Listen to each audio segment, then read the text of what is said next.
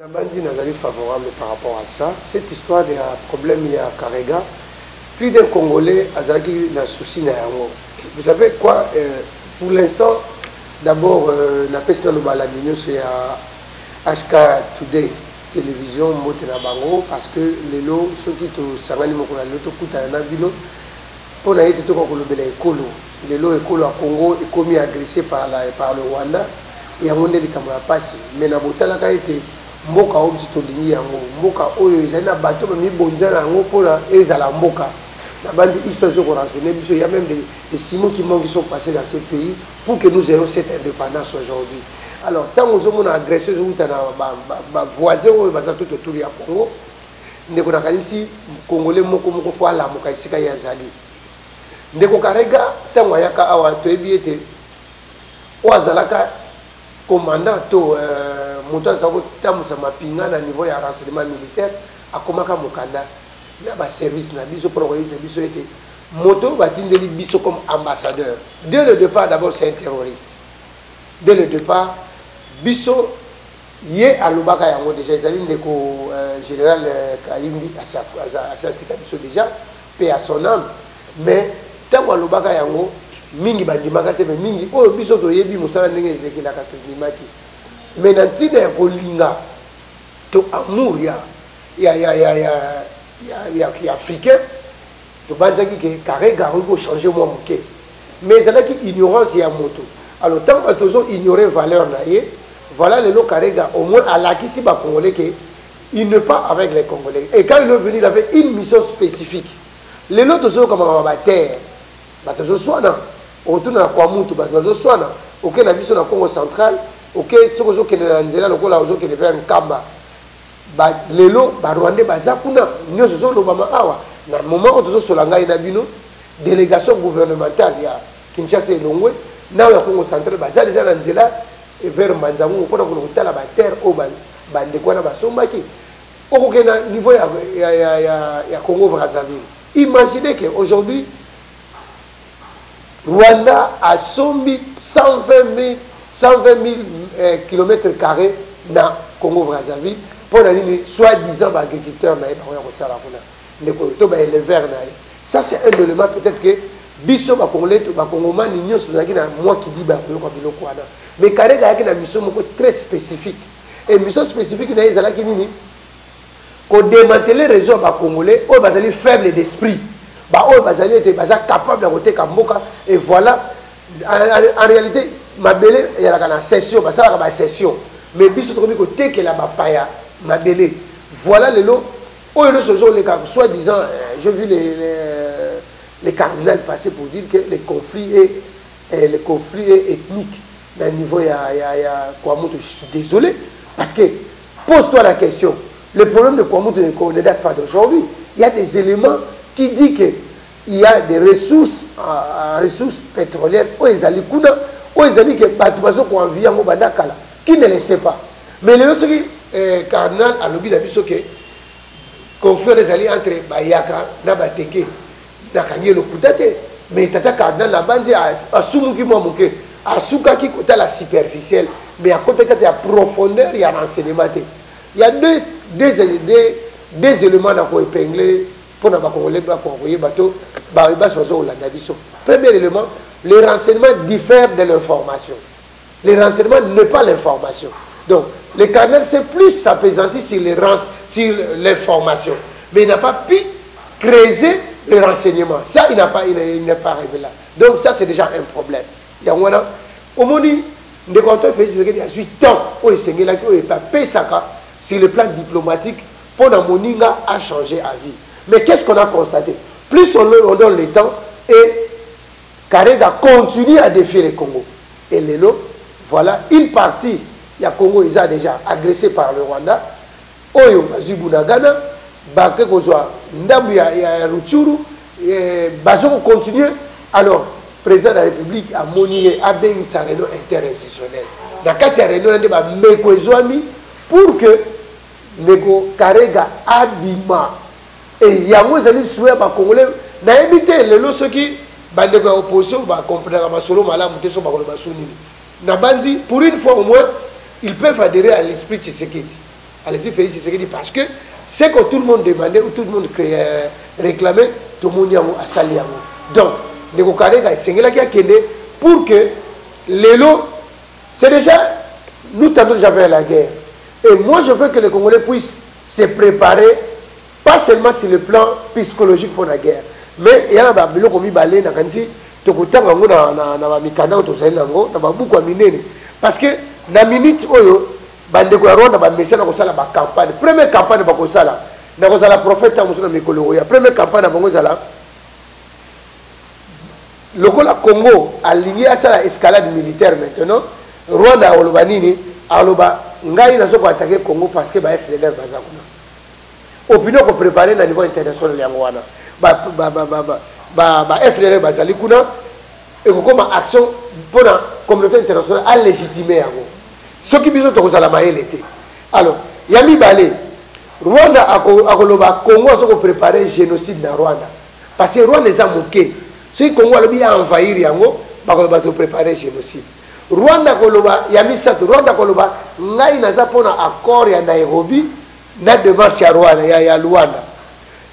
Quatrièmement, Rwanda a Koloba, que Ngai n'a pas ce qui temps, n'a pas ce négociation.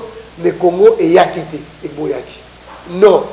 C'est le moment que, dans le niveau de la République maintenant, le chef de l'État Task Mobimba, où il jouer sur le plan scientifique, sur le plan artistique, même les musiciens à Bisso. Il ne faut pas qu'on ait ce qu'on a fait à Molongo, il faut que les camos vont faire ça et qu'on boude la mabélé. Il y a mine, faut homme scientifique na Bisso, scientifique na Bisso, pas d'accord, comment. Entre autres, biso ba journaliste, ba padisango, ba leader d'opinion, société civile, tout banda ko lakisa mokiliete, biso tous allés agresser.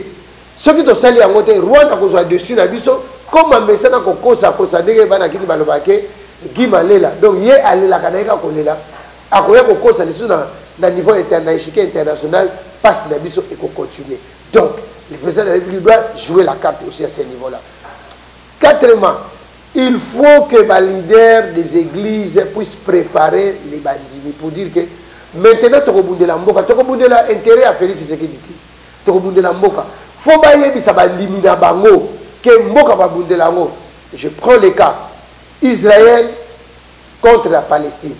Moula na moula banda biso botama plus de 50 ans.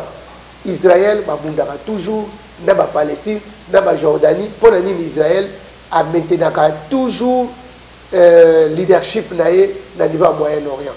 De même aussi, le défaitisme, c'est une faiblesse d'esprit. Le défaitisme, c'est un moment où moyen à ça l'effort exact. Il faut se préparer parce que il faut attaquer Rwanda. Pour attaquer Rwanda, non seulement sur le plan diplomatique, les chefs d'État, même sur le plan militaire, c'est pas seulement sur le plan militaire, mais sur le plan de la population. La population peut se mobiliser. Dans la marche de soutien, dans la maréchal Mobutu. C'est la marche de soutien. Donc, les lots, et c'est le peuple congolais, de façon que l'Ikamo Yamboka, tout bout de la Yango. Les Congolais, et le Congolais, n'a rappelé bisous. Tant que tu as indépendance, Rwanda a réclamé la terre et pas la bisou. Nous n'avons pas 1 millimètre à donner aux Rwandais. Nous n'avons pas 1 millimètre à donner aux Rwandais. C'est les Rwandais plutôt qui ont des terres à donner aux Congolais. Les Cambodgiens, dans l'histoire du Congo, Moyebi, le professeur Ndaïwan a déjà écrit là-dessus. Donc nous devrons nous lever, tout le monde comme un seul homme, de façon que biso to kubundisa Rwanda parce que mabele ya Rwanda ezaka ya Congo. Mabele ya Congo te ezaka ya Rwanda. Donc ba Congolais ni nyonso malamu to milengele de façon que tout attaquer, tout les mater, tout accompagner chef de l'État, tout accompagner l'armée, tout accompagner le service de renseignement et de sécurité de façon que dans la police ensemble s'il vous plaît, tout ce que le côté pour te bout de la mboka. Donc Karega et Segeli akende. Karega faut azonga na mboka na ye. Et puis nous, le peuple aussi, nous devons nous lever maintenant. S'il faut attaquer les Rwandais, tu vas attaquer parce que quand leur président attaque le Congo, il n'y a pas un Congolais, il n'y a pas un Rwandais qui soulève son bout de doigt pour dire qu'ils ont attaqué le Congo. Donc, les Congolais tous s'apprêter, tu vas attaquer même Rwandais Bissika Bazali. S'il faut que la population rwandaise, ce n'est pas la xénophobie. Mais par contre, en interne, devrait aussi dire à leur président de la République, parce que le problème de Kagame, il a toujours rêvé de diriger le Congo. Pour ça, les Arabes a dirigé le Congo un jour, mais il y a un échec lamentable. Et je crois que le Congo, nous allons décimer maintenant le Rwanda. Nous devons nous lever, nous tous, même la population, c'est les vagues, na Kasindi, battez les Masumbalo, bakote la Rwanda, même na Makolo, et tout la communauté internationale est ensemble. Na Maïmatali, Nengolobi, tourné à Ndeko Martin Fayoulou, bon, c'est un événement, hein. Moi je ne vois pas qu'est-ce qu'il est allé faire. C'est une croisade, il est allé voir sa famille parce que sa famille réside aux États-Unis. Bon, ce n'est pas du nouveau, hein. Ils sont habitués à faire une campagne de diabolisation pour le côté à laquelle, au lieu de toute image en Mboka, il y a un malam, les longs Mboka, ils allaient agresser. Ma question c'est la tourner vers comment récupérer les territoires. Mais au moment où les politiciens congolais, tout le monde se donne la peine, il y a beaucoup de élections. Oui, je veux bien les élections. Mais dites-moi, les 3 cycles électoraux et les cas, est-ce que, et là on est au Bobissi, et là on est au Bobi la Kati, et là on est au Kabila a ruiné Bisso, Titi Moukola, le passé, ils vont continuer. Dès que Félix Aye, à coup de même, on n'a pas passé dans l'eau, à ce bout de l'eau, modèle à ce bout de l'eau, mais ce n'est pas facile parce que avec l'économie qui est déjà tenue entre les mains d'un clan que nous connaissons tous, c'est le clan Kabila. Donc, le lot congolais, souffrance dans Bisso, il faut que vous ayez des outils. Tout ça va ignoranter. Tout ça va ignoranter par rapport au fanatisme. Mais le lot, nous devons faire un effort d'analyser la situation de notre pays. Et si nous ne l'analysons pas, c'est demain que ça va nous rattraper. Fayoulou est arrivé en Europe, il a tenu ses conférences payantes, parce que nous avons vu ça, tout le monde y en ça me surprend d'ailleurs que les conférences politiques sont payantes.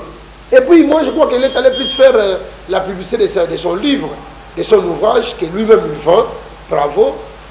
Il est devenu un vendeur de livres, ça c'est bon, mais moi on ne savait pas qu'il avait encore une qualité.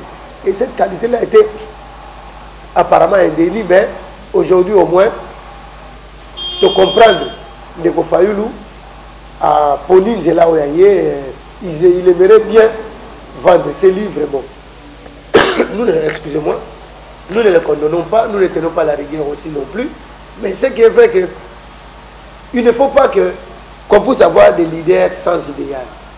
Parce que là, aujourd'hui, nous avons des leaders qui n'ont pas d'idéal, et tous ces leaders-là ne comprennent pas qu'ils doivent faire un effort, il y a qu'au tomber la mboka. Aujourd'hui, ils veulent les élections, mais par rapport aux élections, qu'est-ce qu'on a déjà gagné? Si ce n'est que parce qu'il n'a pas déjà conduit à Congolais. Donc, les lois congolais, moi comme quand la biso, là il a envoyé Sabino tourner à Martin Félix à non-événement. Et Zanatine à Bogoté, il est allé vendre son livre. Bravo, monsieur l'écrivain, parce que quand même c'est un scientifique. Il a vendu, il a bien vendu apparemment d'ailleurs dans mon livre d'oiseau où il a à la radio Chayer, comme les Congolais, il a Chayer à livre. Donc, je crois que les Congolais ont conscience, ils ont plus attentif dans ma camo Italie, insécurité de Ghana Est, bisognos, tout se mobiliser comme un seul homme, tout le monde de la Mabele, tout le monde de la Mboka, Nege, pour nous qui Salagango. Comment expliquer un certain qui lui seul s'est battu et l'homme blanc est parti? Mais nous, pourquoi pas que le lot ça la Bolingo, tout yoka entre bisous et bisous congolais, tout y a une divergence des côtés, tout ça la campagne de au seul périple à poto pour le baro, investir bayate, mboka ça l'insécurité, mboka ça mabulu, mais insécurité ça n'a ni yon de insécurité. Mais c'est l'insécurité, c'est vous-même. Vous transportez l'insécurité partout où vous êtes. Donc ça me surprend. Donc tout Congolais qui nous suit en ce moment doit prendre conscience. Nama et Matali, insécurité à l'est. Naganisi tout à l'heure là, on la Nenge va expulser monsieur Karega. Les lots insécurité à l'est. Histoire des Ogoïb, ça dit très bien que en 1885, en 1808 d'abord, lorsqu'il y avait partage des terres, les Congos étaient propriétaires des terres qui est même au Rwanda. Oh, bah, Congolais, faut voyer. Donc le Rwanda, ils ont appelé la biso. Alors, insécurité, on est le baranini.